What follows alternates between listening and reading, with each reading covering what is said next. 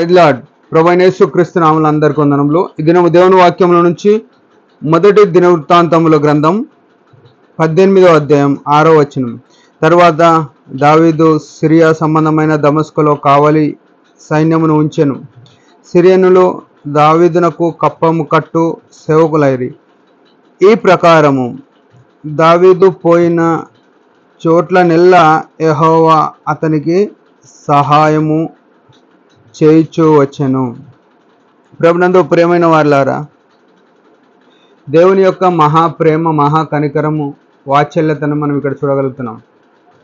దావీదు తన సైన్యము, తన రాజ్యము ఎంతో ప్రబలుతూ వర్ధిల్లుతూ వచ్చిన దినాల్లో సిరియనులు దావీదు యొక్క ప్రభావము, దావీదు యొక్క బలము, దావీదు యొక్క పరాక్రమం చూసి అతనికి దాసులుగా అయిపోయినారు సిరియా దేశపు సైన్యం అంతా, సిరియా దేశం. అయితే ఇక్కడ చూస్తే దావీదు ఎందుకు ఈ రకంగా ప్రభావంతో బలంతో ఉన్నాడు అని ఆలోచన చేస్తే ఇక్కడ స్పష్టమైన మాట, దావీదు పోయిన చోట్లనెల్లా యెహోవా అతనికి సహాయము చేయిచూ వచ్చాను.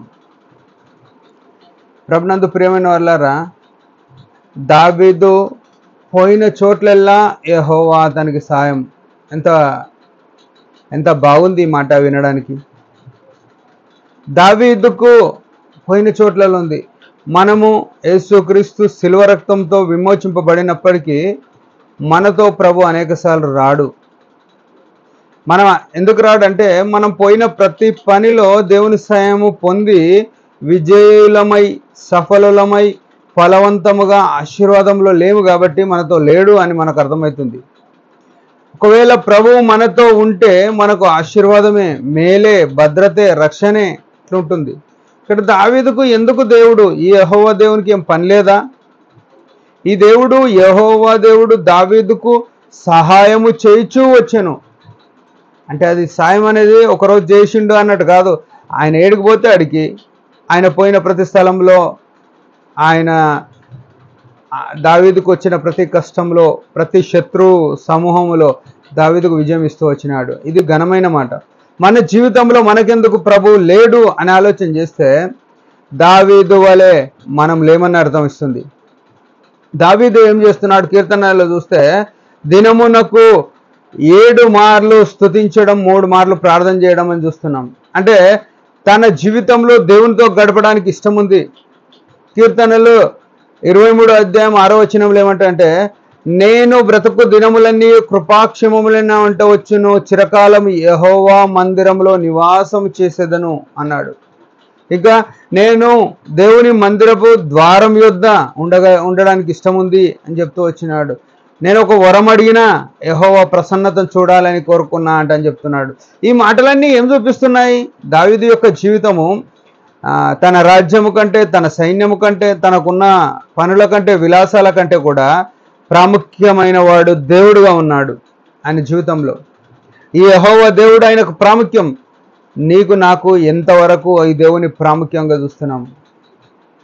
దేవునికి మొదటి స్థానం ఇచ్చే విషయంలో మనం ఎక్కడున్నాం? మొదట నా రాజ్యము, నా నీతిని వెతుకుడు అని మత్తయి సువార్తలో రాయబడి ఉంది. ఆయన నీతిని, రాజ్యమును మనం వెతకకుండా మనకు అన్ని కావాలంటే ఎవరు ఇయ్యలేరు. ఆయన ఇయ్యలేడు. మొట్టమొదట మన ప్రభువు మనకి ఏదైనా ఇయ్యాలంటే మనం ఆయన రాజ్యమును, ఆయన నీతిని మొదట. దావీదు అదే చేస్తూ వచ్చినాడు. ఆ దేవుని వెతుకుతూ వచ్చిన కారణాన దేవుడు ఏం చేశాడంటే, స్పష్టమైన మాట, ఎక్కడ 2 లేక 3 ఉంటారో వారితో నేను ఉంటానన్నాడు. అంటే మొరపెట్టే అనుభవం. దావీదు ప్రార్థన అనుభవం ఉంది, ఆరాధన అనుభవం ఉంది. ఆయన ఎట్లా అంటే దావీదు ప్రతి స్థలంలో ఆరాధన చేస్తాడు, ప్రతి స్థలంలో ప్రార్థిస్తాడు.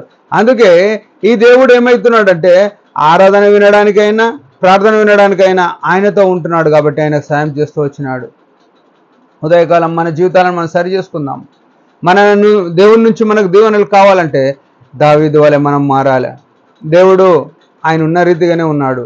మనం ఆయనలాగా మారితే మనం ఆశీర్వదింపబడతాం. దేవుడి మాట దీవించింది కాక. చిన్న ప్రార్థన. పరమ తండ్రి యేసు ప్రభు అతి శ్రేష్టమైన నామమును బట్టి వందనాలు.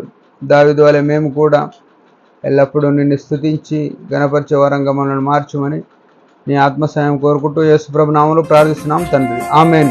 మీరందరూ దినపరిచే మీరందరూ ఈ పరిచర్య గురించి భారంగా ప్రార్థన చేయండి. Praise the lord.